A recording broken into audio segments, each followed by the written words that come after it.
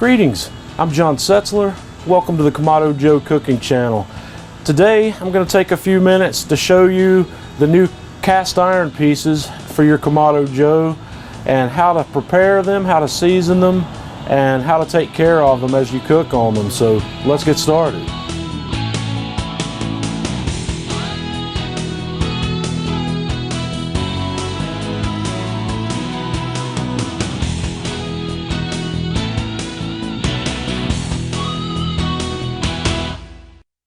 Okay, we have two new pieces of equipment that are available for your Kamado Joe Big Joe and Classic. We have a really nice heavy-duty cast iron grill, and then we have our cast iron griddle. These are both half moon configurations, and the griddle is reversible. On one side you have raised ridges for a grilling surface, and then you can flip this guy over and then you have a flat surface for flat top cooking. So this is going to offer a lot of new versatility for the Kamado Joe grills.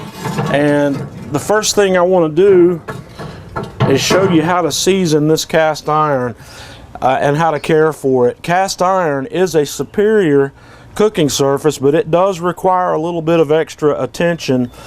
You want to do your best to keep this stuff from rusting, and I can show you a few easy steps that will keep this stuff looking great, cooking great, and working for you for a really long time.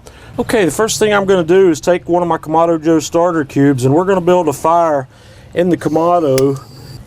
Okay, after we get our fire going, I'm going to set my heat deflectors in.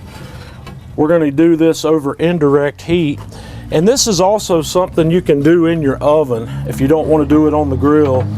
You can put the cast iron pieces in the oven to season them also. So the next thing we're going to do is we're going to oil down the cast iron.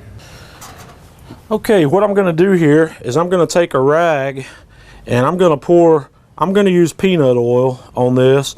I'm going to get a good bit of peanut oil on that rag, and then we're going to rub the entire surface of both of these pieces down with a nice coat of peanut oil.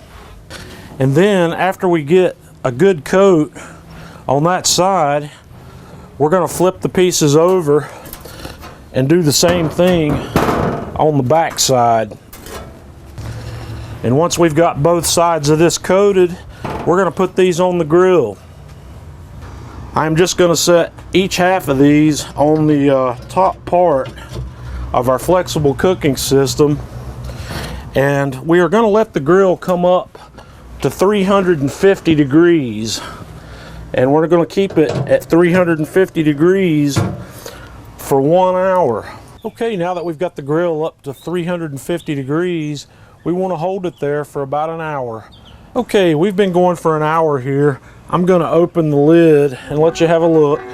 Our cast iron, as you can see, has got a nice sheen on it from the peanut oil that we put on.